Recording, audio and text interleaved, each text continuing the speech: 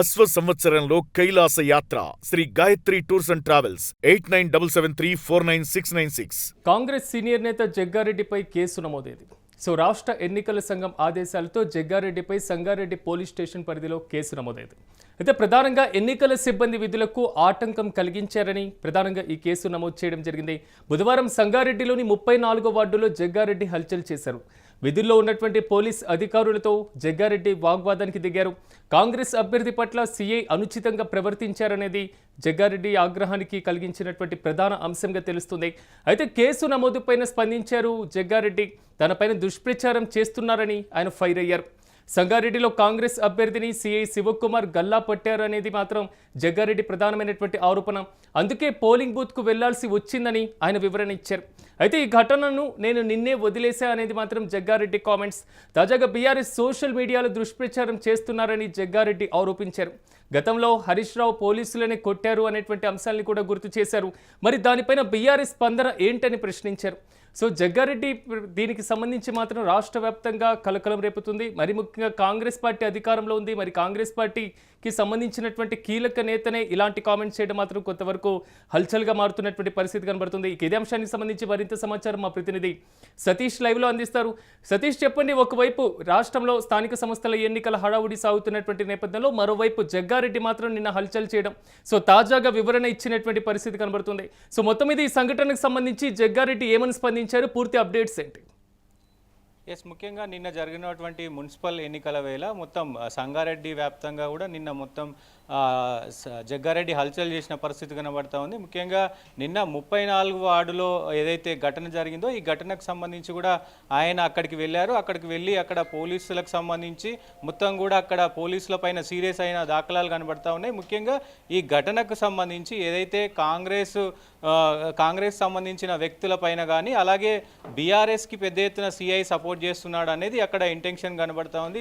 ఈ నేపథ్యంలోనే జగ్గారెడ్డి వర్సెస్ సిఐగా అక్కడ మొత్తం కూడా నిన్న ఘటన జరిగింది. ఆ ఘటనలో పెద్ద ఎత్తున పోలీసుల పైన కూడా పెద్ద ఎత్తున దుర్భాషలాడినట్టు కూడా మనం నిన్న చూసిన పరిస్థితులు కనబడతా ఉన్నాయి. దీని మేర నిన్న మొత్తం కూడా ఈ సిచ్యువేషన్ అంతా కూడా ఎన్నికల కమిషన్కి పోయింది. ఎన్నికల కమిషన్ కూడా దీనిపైన చర్యలు తీసుకోవాలి అని చెప్పేసి ఎస్పీకి కూడా ఆదేశాలు జారీ చేశారు. ముఖ్యంగా ఇటు ఎన్నికల కమిషన్ అలాగే మొత్తం కూడా అక్కడ లోకల్గా ఉన్నటువంటి ఎస్పీ కూడా దీనిపైన చర్యలు తీసుకున్న పరిస్థితి కనబడతా ఉంది. ముఖ్యంగా ఇప్పుడు ఒకవైపు ఈయన పైన కేసులు అంటే ఏ అంశాలపైన కేసులు పెట్టారనేది కనుక చూస్తే ముఖ్యంగా సంగారెడ్డి టౌన్లో ఇది కేసు నమోదైంది. దీనికి సంబంధించిన 223 అలాగే 351, 352, 132, 329 సెక్షన్ల కింద మొత్తం కూడా ఈ 4 సెక్షన్ల కింద కూడా ఆయన పైన కేసు నమోదైంది. అంటే విధుల్లో ఉన్నటువంటి ఎవరైతే ఎన్నికల అధికారులు ఉంటారో వాళ్లకు విధులు ఆటంకం కలిగించడం, అలాగే సిఐ తోటి దుర్భాషలాడడం, అలాగే కానిస్టేబుళ్లతోటి కూడా దుర్భాషలాడడం, ఒక్కసారిగా పోలింగ్ బూత్లోకి అంటే అనుమతి లేకుండా పోలింగ్ బూత్లోకి చొచ్చుకపోవడం, వీటన్నిటిపైన కూడా చర్యలు తీసుకున్న పరిస్థితి కనబడతా ఉంది. ఇప్పటికే ఏదైతే ఎన్నికల కమిషన్కు సంబంధించి కూడా పెద్ద ఎత్తున అటొకవైపు జగ్గారెడ్డి కూడా పెద్ద ఎత్తున విమర్శలు చేసిన పరిస్థితులు ఉన్నాయి. దీనికి సంబంధించి అంటే గతంలో ఏదైతే దొంగ ఓట్లకు సంబంధించి ఇవి ఉన్నాయో ఈ దొంగ ఓట్లకు సంబంధించి కూడా పెద్ద ఎత్తున ఆయన విమర్శ చేశాడు. ఈ విమర్శలో నిజం లేదంటూ కూడా ఎన్నికల కమిషన్కు సంబంధించినటువంటి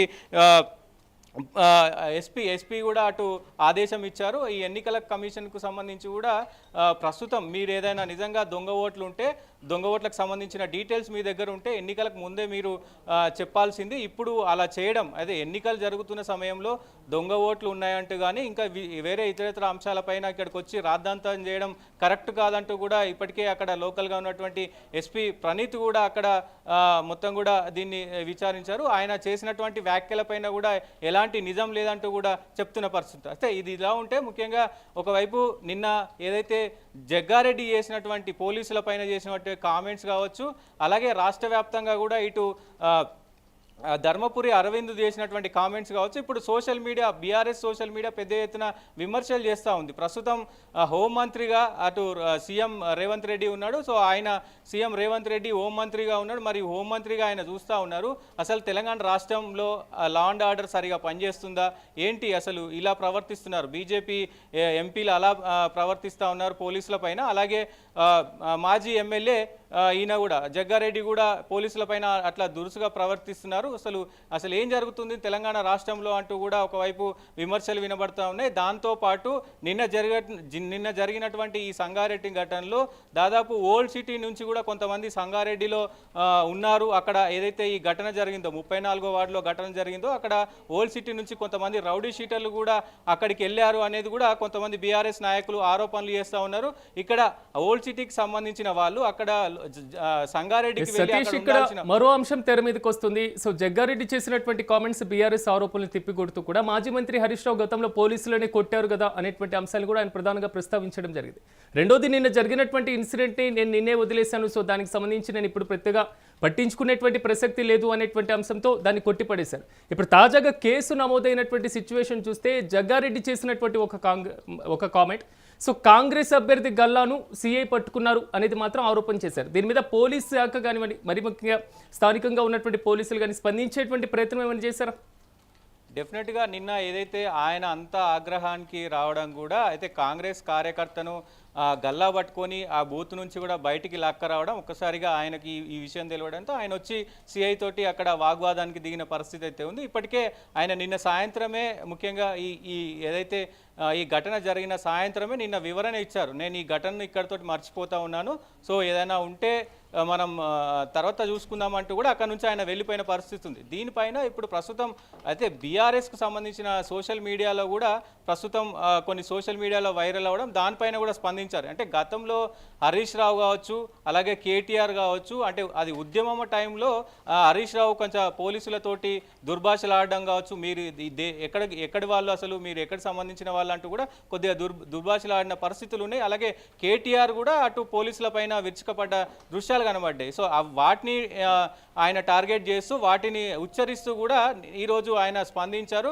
మరి గతంలో మీరు ఇట్లా పోలీసుల పైన దురుసుగా ప్రవర్తించారు కదా, మరి దానిపైన ఎలాంటి చర్యలు తీసుకున్నారు గత 10 సంవత్సరాల్లో అంటూ కూడా ఒకవైపు ఆయన మాట్లాడుతున్న పరిస్థితి. దీనిపైన ప్రస్తుతం ఆయన అంటే కేసు అయిన తర్వాత మరి ప్రస్తుతం ఆయన ఇప్పటి వరకు అయితే ఎలాంటి అఫీషియల్గా స్పందించలేరు. మరి దీనిపైన వారు ఎలా స్పందిస్తారు ఏంటి అనేది కూడా ఒక చర్చనీయాంశమైంది. ముఖ్యంగా ఆయన దాదాపు సంగారెడ్డిలో చాలా కీలక నేత, ముఖ్యంగా ఆయన గెలిచినా ఓడినా ప్రజలతో ఉంటారు. మాస్ లీడర్ అనేది కూడా ఆయనకు పెద్ద ఎత్తున ఇది ఉంది కాబట్టి మరి ఈ కేసు ఎంతవరకు ముందుకెళ్తుంది ఏంటి అనేది కూడా ఇప్పుడు ప్రస్తుతం చర్చనీయాంశమైంది.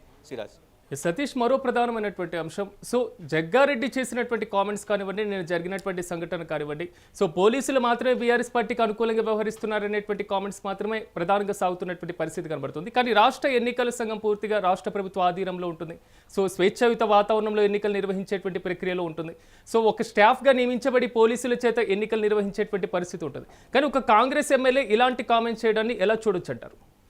డెఫినెట్గా అంటే నిన్న జరిగినటువంటి ఘటన అది అంటే అధికారంలో ఉన్నారు కాబట్టి మరి అట్లాంటి ప్రవర్తించారా ఏంటి అనేది ఒకవైపు చర్చనీయాంశంగా అయింది. అదే ఒక నార్మల్ ప్రజలకు కానీ నార్మల్ కార్యకర్తలకు కానీ అట్లాంటి సిచ్యువేషన్ ఉండదు. ఎందుకంటే విధుల్లో ఉన్నటువంటి అటు ఎన్నికల కమిషన్కి సంబంధించినటువంటి అధికారులైనా, ఇటు పోలీస్ అధికారులైనా, అటు జాతీయ స్థాయి ఏదైతే సిఆర్పిఎఫ్ కావచ్చు, వీళ్ళ జవాన్లు కావచ్చు, వీళ్ళందరిపైన కూడా ఎలాంటి చర్యలు తీసుకోవడానికి, ఎలాంటి దుర్భాషలు ఆడడానికి అది రాజ్యాంగ విరుద్ధం అవుతుంది. రాజ్యాంగంలో కూడా అది లేదు కాబట్టి, ఎందుకంటే మొత్తం కూడా ప్రస్తుతం ఎన్నికల కూడా అక్కడ ఉంటుంది కాబట్టి మొత్తం ఎన్నికల కమిషన్ పోలీసు వ్యవస్థ కూడా ఎన్నికల కమిషన్ అనుసారమే పనిచేస్తుంది కాబట్టి మరి ఇవన్నీ కూడా చట్ట వ్యతిరేక చర్యలే అవుతాయి. మరి దీనిపైన మరి ఒకవైపు సేమ్ ధర్మపురి అరవింద్ కూడా ఇలాంటి కామెంట్ చేసిన పరిస్థితులు కనబడతా ఉన్నాయి. రాజకీయ నాయకులు నిజంగా రాజకీయాలు చేస్తున్నారా, ఇంకేమైనా చేస్తున్నారా అనే తీరులో కూడా ప్రజలు ఒకవైపు మాట్లాడుకుంటున్న పరిస్థితి కనబడతా ఉంది. ఏదేమైనప్పటికీ ఇది రాజకీయంగా ఇటు ప్రస్తుతం ఉన్నటువంటి రాజ్యాంగానికి పెద్ద మచ్చ అని చెప్పుకోవచ్చు సిరాజ్. ముఖ్యంగా ఎందుకంటే ఒక ఉన్నత స్థాయిలో ఉన్నటువంటి ఎమ్మెల్యేలు కావచ్చు, ఎంపీలు కావచ్చు, ప్రజాప్రతినిధులు కావచ్చు, ఒక అంటే డ్యూటీలో ఉన్నటువంటి వారిని అవమానించడం అనేది చాలా బాధాకరం అని కూడా చెప్పుకోవచ్చు Siraj. Yes right Satish, thank you. మొత్తం మీద కాంగ్రెస్ సీనియర్ నేత జగ్గారెడ్డి పైన తాజాగా కేసు నమోదైంది. సో రాష్ట్ర ఎన్నికల సంఘం ఆదేశాలతో జగ్గారెడ్డి పైన సంగారెడ్డి పోలీస్ స్టేషన్ పరిధిలో కేసు నమోదైంది. మొత్తం మీద ఎన్నికల సిబ్బంది విధులకు ఆటంకం కలిగించారనేది మాత్రం ఈ కేసు యొక్క ప్రధాన అభియోగం. అయితే బుధవారం సంగారెడ్డిలోని 34వ వార్డులో జగ్గారెడ్డి హల్చల్ చేశారు. విధుల్లో ఉన్నటువంటి పోలీసు అధికారులతో జగ్గారెడ్డి వాగ్వాదానికి దిగారు. కాంగ్రెస్ అభ్యర్థి పట్ల సీఐ అనుచితంగా ప్రవర్తించారని ఆగ్రహం వ్యక్తం చేశారు జగ్గారెడ్డి. ఈ నేపథ్యంలో కేసు నమోదుపైన స్పందించారు జగ్గారెడ్డి. తాజాగా తన పైన దుష్ప్రచారం చేస్తున్నారంటూ ఆయన మండిపడ్డారు. సంగారెడ్డిలో కాంగ్రెస్ అభ్యర్థిని సీఐ శివకుమార్ గల్లా పట్టారనేది జగ్గారెడ్డి చేసినటువంటి కామెంట్స్. అదేవిధంగా అందుకే పోలింగ్ బూత్లోకి వెళ్లాల్సి వచ్చిందని వివరణ ఇచ్చారు. అయితే ఈ ఘటనను నేను నిన్నే వదిలేశాననేది మాత్రం జగ్గారెడ్డి చెప్పినటువంటి ప్రధానమైనటువంటి అంశం. అయితే బీఆర్ఎస్ పార్టీ సోషల్ మీడియాలో దుష్ప్రచారం చేస్తుందని మండిపడ్డారు జగ్గారెడ్డి. గతంలో మాజీ మంత్రి హరీష్ రావు పోలీసులనే కొట్టారనేటువంటి అంశాలను కూడా ప్రధానంగా ప్రస్తావించారు. మరి దానిపైన బీఆర్ఎస్ స్పందన ఏంటని ప్రశ్నించారు జగ్గారెడ్డి.